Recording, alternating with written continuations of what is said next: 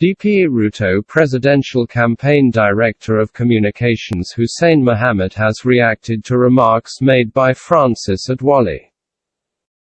In his statement titled, "Response to Azimio Reckless Remarks," he said in part, and I quote, "The remarks by the ancient campaign expert, Francis Atwoli, are completely unnecessary and go against the tenets of democracy. For Kenyans inflicted with violence and death, including in the context of elections, this is not a laughing matter."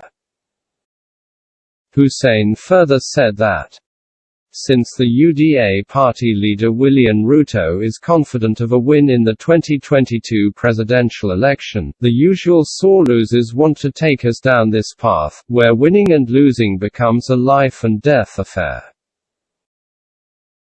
Ruto is challenging his competitors to commit that they will not cause violence after losing the August 2022 presidential contest.